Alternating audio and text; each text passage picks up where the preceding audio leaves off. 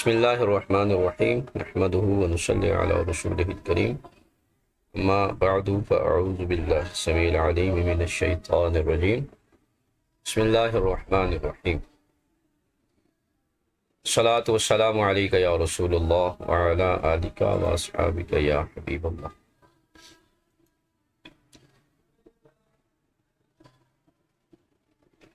تقریب نواوی کہ تحمل حدیث قسم ثانی قراءت علی الشیخ کا مسئلہ نمبر 4 پڑھ رہے ہیں۔ فرمایا الرابع اذا نسخ السامع او المسمع حال القراءت، کہ اب مسئلہ یہ ہے کہ قراءت کے دوران اگر سننے والا یا مسمع جو ہے، یعنی سامع اور مسمع جو سنا رہا ہے، دونوں جو ہے وہ اگر نسخ میں یعنی لکھنے میں مشغول ہو جائیں تو اب کیا مسئلہ ہے؟ یعنی روایت پڑھی جا رہی ہے جبکہ اس کے ساتھ ساتھ جو ہے وہ قرات کے دوران سامع یا قاری جو ہے وہ لکھنے میں مشغول ہو جائے، اب کیا حکم ہوگا؟ تو اس بارے میں ائمہ کے مختلف اقوال ہیں۔ پہلا قول ہے قال ابراہیم الحربی و ابن العدی،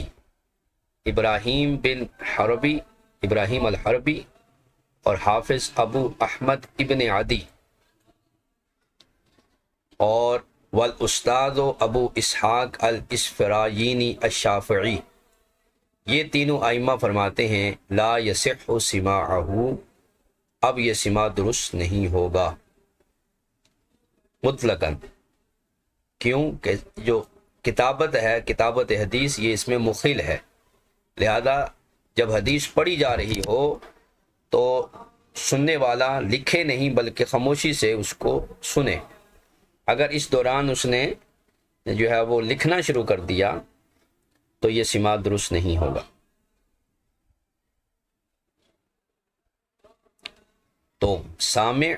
سننے والا یعنی ایک پڑھ رہا ہے دوسرا سن رہا ہے، تو وہ سننے کی بجائے لکھنا شروع کر دے، یا جو قاری ہے وہ جو ہے وہ مسمع جو سنا رہا ہے وہ بھی جو ہے وہ لکھنا شروع کر دے، تو اس صورت میں ان ائمہ کے نزدیک ابو اسحاق ابراہیم الحربی، امام ابن عدی، ابو اسحاق اسفرائینی، شافعی وغیرہ کے نزدیک اس کا سماع درست نہیں ہوگا مطلقاً۔ یہ ایک قول ہے۔ وصححہ الحافظ موسیٰ بن ہارون الحمال وآخر، اور دوسرا قول جو ہے وہ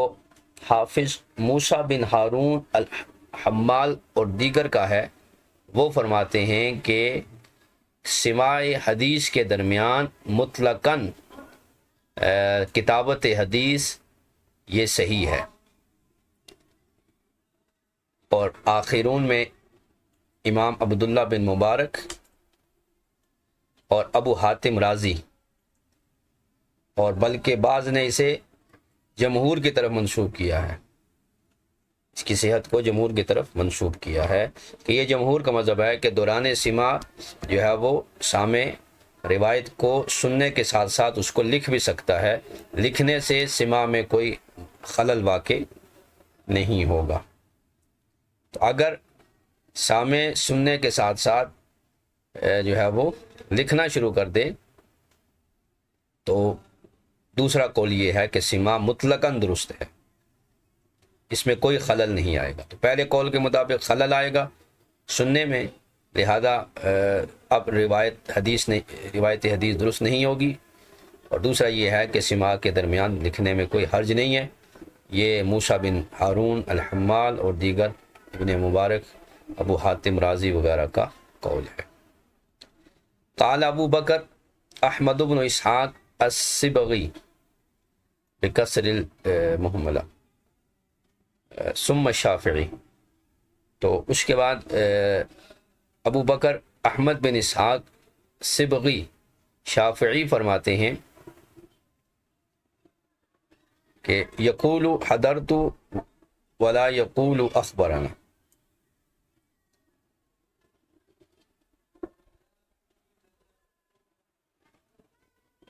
کہ وہ ادائے حدیث، یعنی جب ادائے حدیث کرے گا، یعنی اس حدیث کو بیان کرے گا، تو اس وقت اسے چاہیے کہ یہ لفظ کہے حضرت، میں حاضر تھا، ولا یقول اخبرنا ولا حدثنا، تو اخبرنا اور حدثنا کے ساتھ اس روایت کو بیان نہیں کر سکتا، چونکہ یہ لکھنے میں مشغول ہو گیا تھا، تو اس لیے حدثنا اور اخبرنا کا صیغہ نہیں استعمال کر سکتا۔ جیسے وہ شخص، وہ بچہ جو سن صغر میں یعنی سمجھداری سے پہلے اگر وہ سنتا ہے تو سماع اس کا معتبر ہے، لیکن حدثنا وغیرہ کے ساتھ نہیں بیان کر سکتے، یہ ان کی رائے ہے۔ والصحیح التفصیل، لیکن امام نووی فرماتے ہیں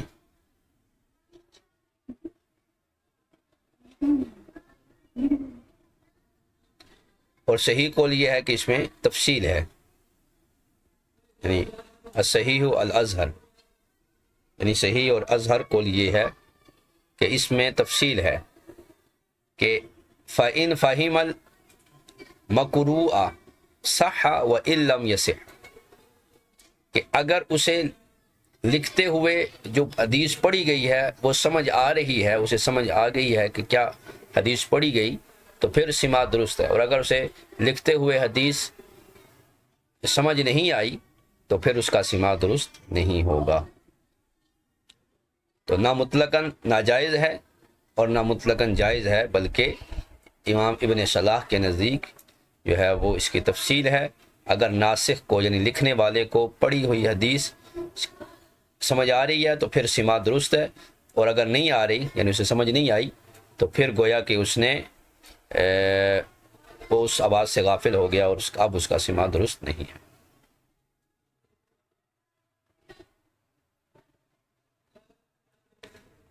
تو لہذا اس کو جو ہے وہ صحیح قول قرار دیا۔ فرماتے ہیں وَيَجْرِي هَذَا الْخِلَافُ فِيمَا إِذَا تَحَدَّثَ الشَّيْخُ أَوْ السَّامِعُ أَوْ أَفْرَطَ الْقَارِئُ فِي الْإِسْرَاعِ أَوْ حَيْنَمَا، فرماتے ہیں کہ یہی اختلاف جو ہے یہ جو ہے وہ جاری ہوگا اس صورت میں کہ جب شیخ حدیث بیان کرے یا سامع جو ہے وہ اس کو سن رہا ہو، یعنی دوسرا یہ کہ یہ تفسیر جو ہے وہ اس صورت میں بھی ہے کہ او افرط القاری فی الاسرا، یا قاری اس کو جلدی سے پڑھے، یا او حینما یعنی اسے پوشیدہ کر دے، اپنی آواز آہستہ کر دے، او بعودا یا وہ بہت دور بیٹھا ہے کہ بحیث لا یفہم کہ اسے وہ حدیث قاری کی سماع جو ہے وہ نہیں ہو رہی، او نعیس سامع او المسمع نعاسا خفیفا، یا سننے والا یا سنانے والا جو ہے وہ تھوڑا سا نیند میں ہے، اسے نیند اونگ آ گئی، بحیث لا یفہم اس طرح کہ اسے سمجھ نہیں آ رہا، کثیر من المقروء یعنی اکثر حصہ جو پڑھا گیا وہ اسے سمجھ نہیں آیا، ہاں ایک آدھ لفظ اگر رہ جائے تو اس کی گنجائش ہے، لیکن اکثر جو حدیث پڑھی گئی ہے وہ اس نے سو کر گزار دی یا بہت دور تھا اسے سمجھ نہیں آئی، تو ان تمام صورتوں میں والظاہر انہ یعفی النحو الکلمتین، تو یہی صورت پہلے میں ہوگی کہ اگر اسے سمجھ آیا ہے تو ٹھیک ہے، نہیں آیا تو پھر اس کا سماع درست نہیں ہوگا، لیکن اگر ایک یا دو کلمے اگر رہ جاتے ہیں تو یہ اسے معاف کیا گیا ہے۔ والظاہر انہ یعفی النحو الکلمتین، کہ ایک یا دو کلمے اگر رہ جاتے ہیں تو کسی غفلت کی وجہ سے تو اسے معاف قرار دیا گیا ہے۔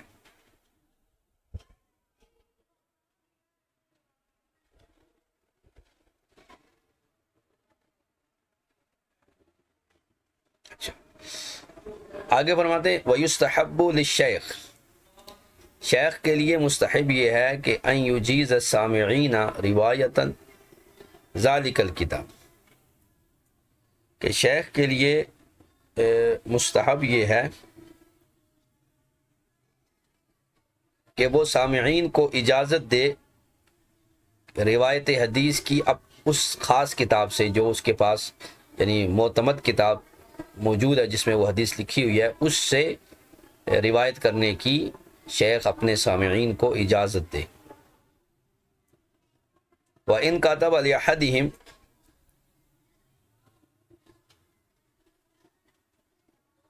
كَتَبَ سَمِعَهُ مِنِّي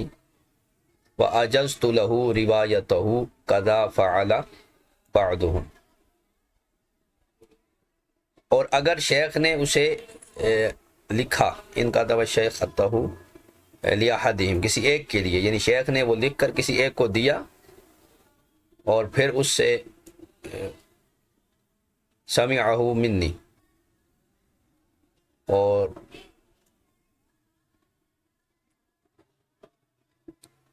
اس نے اس کی اجازت دی، تو اب جو ہے وہ اس کی اجازت جو ہے وہ درست مانی جائے گی۔ قضا فعل بعضهم، اسی طرح بعض نے جو ہے وہ بعض شیوخ نے محدثین کو جو ہے وہ ایسے کیا ہے تاکہ خلل واقع نہ ہو۔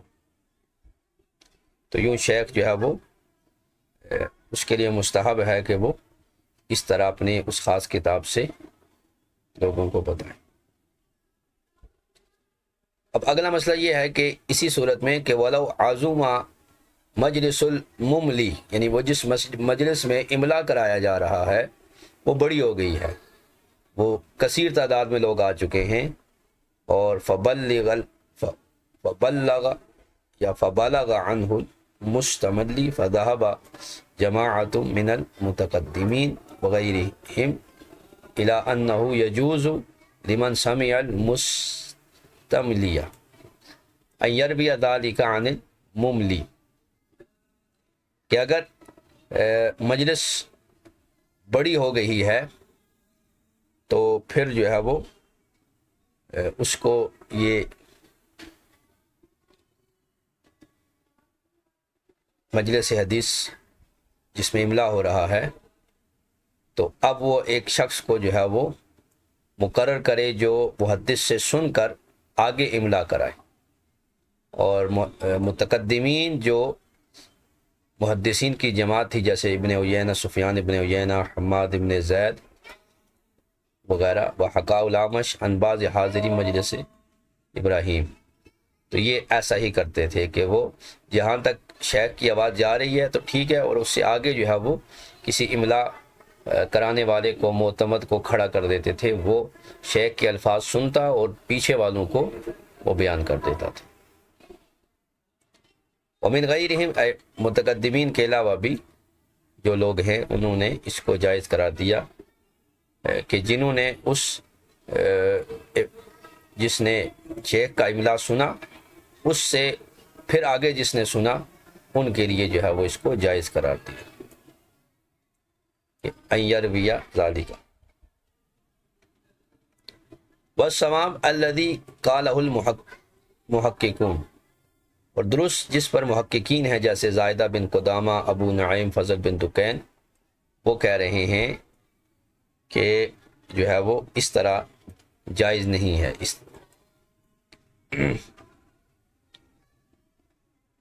کیونکہ اس میں جو ہے وہ غلطی کا امکان جو ہے وہ موجود ہے۔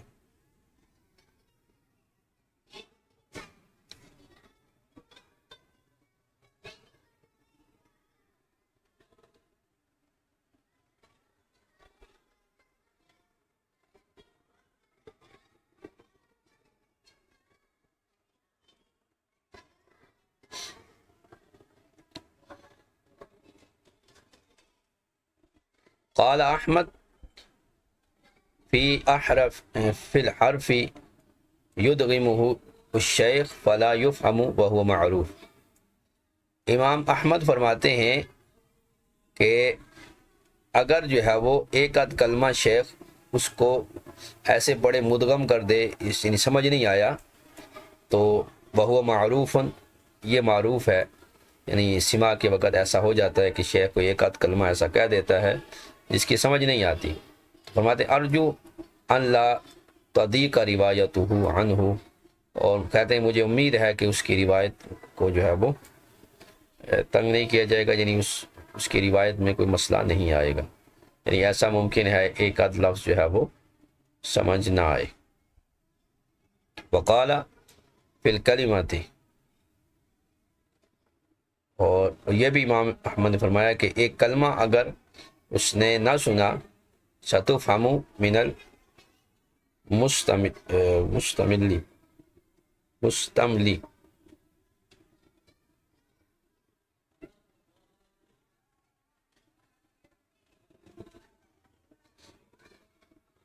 تو اگر اس سے سنا جو یعنی جو املا کروانے والا ہے اس سے سن کر جو آگے بیان کرتا ہے، جس طرح مکبر ہوتا ہے اس طرح مستملی یعنی املا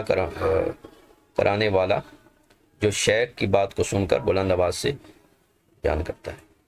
ان کانت مجتمعا علیہا فلا باس، کہ اگر وہ کلمہ جو ہے وہ ایسا ہے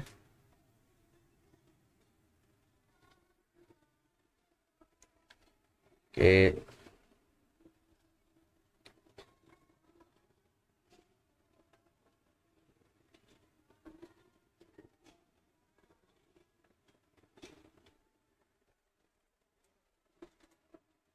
تو اب اس کے روایت میں حرج نہیں ہے۔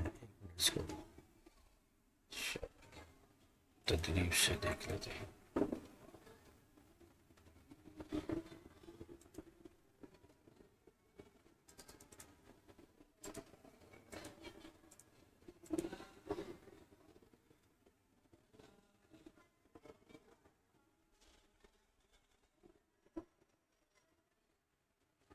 وَإِنْ كَانَتْ مُجْتَمِعًا عَلَيْهِ فَلَا بَأْسَ،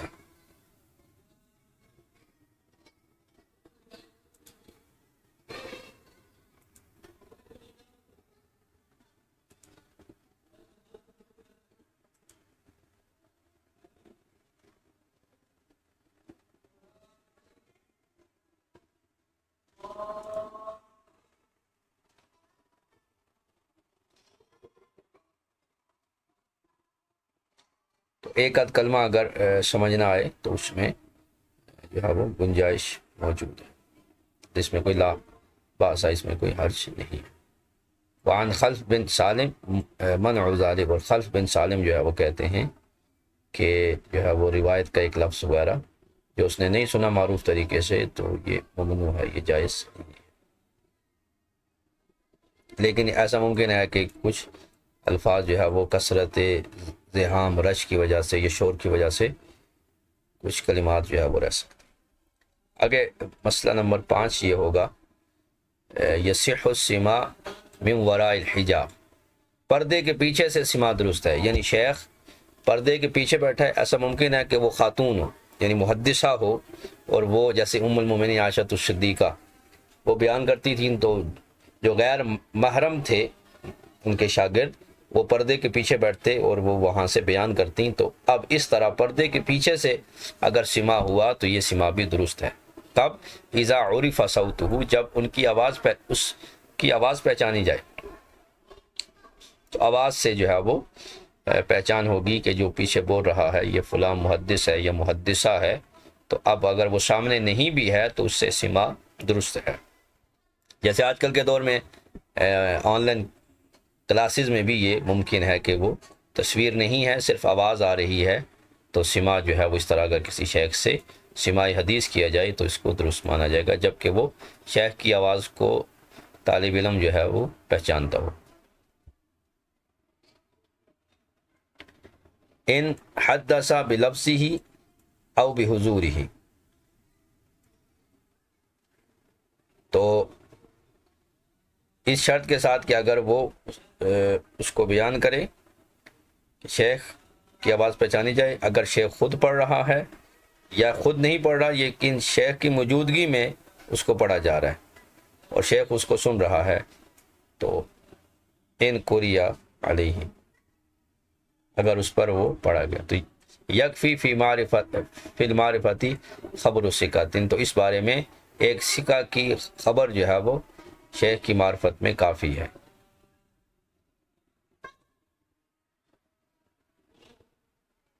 اور فرماتے ہیں اسی پر عمل ہے شہادت علی المرأۃ المنتقبہ،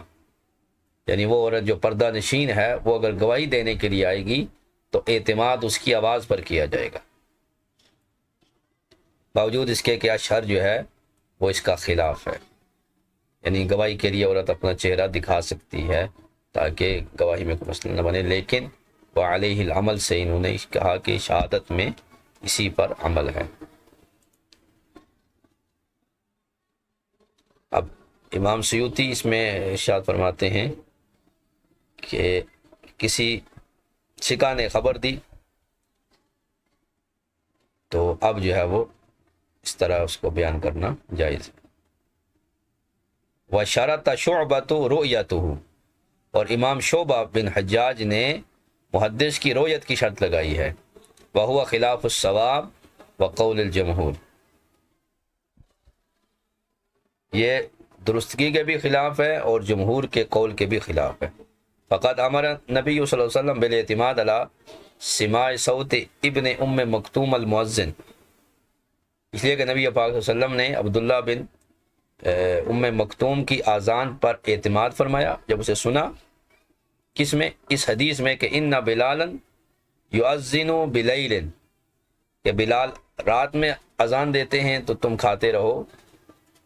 مع غیبت شخص، باوجود اس کے کہ موجود نہیں تھے، یعنی صرف آواز سنی تو آواز پر فرمایا ہاں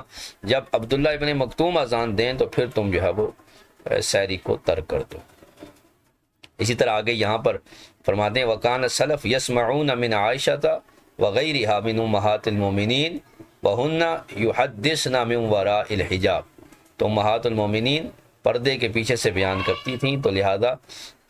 امام شعبہ کا یہ کہنا کہ رؤیت ضروری ہے یہ شرط نہیں ہے، یہ درستگی کے بھی خلاف ہے، یہ درست بھی نہیں ہے، اور جمہور کے بھی خلاف ہے۔ تو جمہور اس موقع پر ہیں کہ سماع جو ہے وہ شیخ میں پردے کے پیچھے سے جائز ہے۔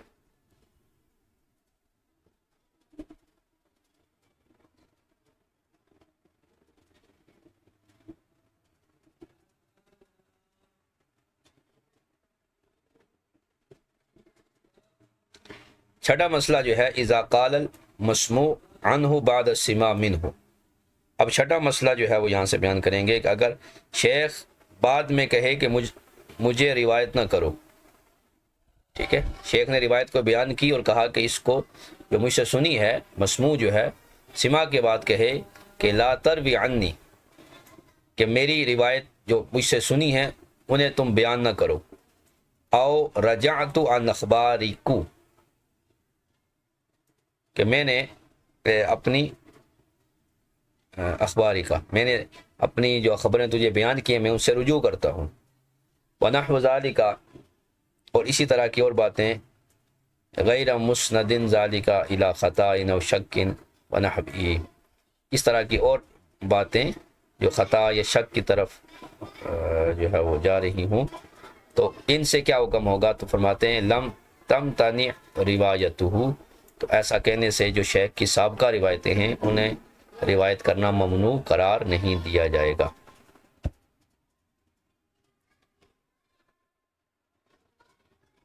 یعنی شیخ اپنی مسموع عنہ کو سماع کے بعد سامع سے کہے، یعنی شاگرد سے کہے کہ مجھ سے جو تم نے سنا ہے اسے روایت نہ کرنا، یا میں نے جو تمہیں حدیثیں بیان کی ہیں میں ان سے رجوع کرتا ہوں، یا یہ کہے ما آذنت لک فی روایت عنی، فی روایتہ عنی، کہ میں نے جو تجھے روایتیں بیان کی ہیں میں انہیں آگے بیان کرنے کی تجھے اجازت نہیں دیتا۔ تو یہ جو اس طرح کا معنی ہے یہ الی خطاء، یہ وہ جو سنی گئی ہے مسموع جو روایت ہے اس میں خطا یا شک وغیرہ کی یا قرأت یا نسخے میں خلل کی وجہ سے ہو سکتا ہے، لیکن پھر بھی فرمایا لم تمتنع روایتہ، اس کے سب باوجود روایت حدیث ممنوع قرار نہیں پائے گی۔ ولو خص بالسماع قوما فسمع غيرهم بغیر علمه جاز لهم الروایت عنه. اور اگر شیخ نے کچھ لوگوں کو خاص کیا سما کے ساتھ، اور فسمع غیرهم بغیر، اور کچھ دوسرے لوگوں نے بھی اس شیخ کے علم کے بغیر اس حدیث کو سن لیا. مثلا ایک کلاس کو شیخ نے طلب کیا، دوسری کلاس بھی آ گئی اور انہوں نے بھی سن لیا. تو اب جو دوسری کلاس ہے جو بغیر شیخ کے علم کے سماع حدیث کر رہی تھی، تو ان کے لیے بھی روایت کرنا جائز ہے. یعنی ایک تو کلاس مثال کے طور پر شیخ پڑھا رہا تھا، اس کے لیے تو سماع ہے ہی ہے، خاص کیا اس کو سماع حدیث کے لیے. لیکن دوسری کلاس یا دوسرے طالب علم جنہیں اس نے نہیں بلایا اور وہ شیخ کے علم کے بغیر، اس کی اطلاع کے بغیر سماع حدیث کر رہے تھے یا ان تک آواز جا رہی تھی، انہوں نے اس حدیث کو سن لیا، تو ان کے لیے بھی روایت حدیث کرنا جائز ہے. وَلَوْ قَالَ، اور اگرچہ وہ کہے اخبرکم ولا اخبر فلانا لم یضر، اور اگر وہ کہے کہ ان کو بتاؤ، یعنی اخبرکم کہ میں نے تمہیں خبر دی لیکن فلاں کو میں خبر نہیں دیتا، یعنی میں تمہیں یہ حدیث بیان کرنے کی اجازت دیتا ہوں، فلاں کو نہیں دیتا، تو یہ بھی اگر وہ فلاں سن رہا ہے تو لم یضر، وہ اس کو کوئی نقصان دینے والی نہیں ہے، اس سے کوئی فرق نہیں پڑے گا. تو اب وہ فلاں جس نے سنا اس کا سماع بھی درست ہے. قالہ اسحاق، استاد ابو اسحاق الاسفرائینی، تو امام ابو اسحاق اسفرائینی کے نزدیک یہ سماع بھی درست ہوگا. تو یہ 3 طریقے تھے جو آج ہم نے پڑھے قرات علی الشیخ کے، چوتھا، پانچواں اور چھٹا. کہ چوتھا مسئلہ تھا کہ اگر قاری جو ہے، سامع جو ہے، وہ سماع حدیث کے دوران لکھنا شروع کر دے تو کیا حکم ہے. تو اس میں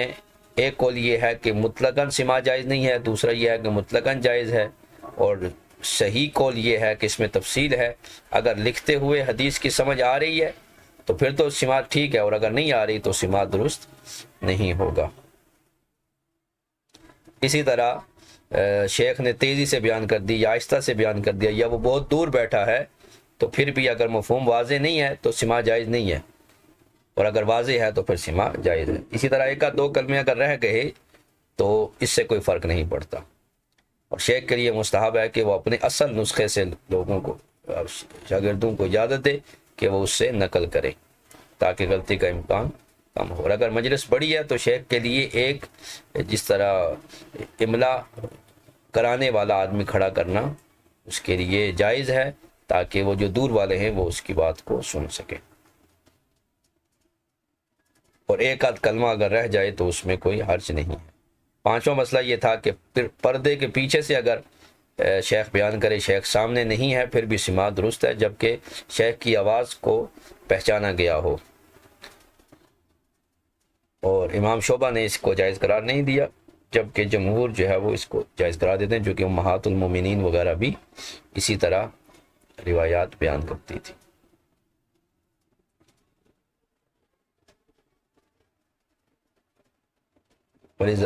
اور شعبہ کے بارے میں امام ابن کثیر نے کہا کہ یہ عجیب اور غریب قول ہے. چھٹا یہ تھا کہ اگر شیخ نے کسی ایک گروہ کو، کسی ایک کلاس کو سماع کی اجازت دی اور دوسری نے بھی سن لیا تو دونوں کے لیے سماع جو ہے وہ درست ہے. یا شیخ نے کہا کہ میں نے جو تمہیں روایتیں بیان کی، اب مجھ سے وہ روایتیں بیان نہ کرنا، تو اس کے باوجود وہ روایتیں بیان کرنے میں حرج نہیں ہے، کیونکہ شیخ انہیں پہلے بیان کر چکے ہیں، اب اسے منع نہیں کر سکتا. تو یہ آج کا جو تھا قرات علی شیخ سے متعلق گفتگو تھی، اس کے 6 مسئلے جو ہے وہ مکمل ہوئے. کل کی کلاس میں ہمارا موضوع ہوگا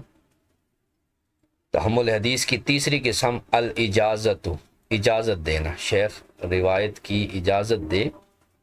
تو اس کا صورت کیا ہوگی. تو یہ تیسری قسم ہم انشاءاللہ کل اس کا آغاز کریں گے. جی کسی نے کوئی بات کرنی ہو؟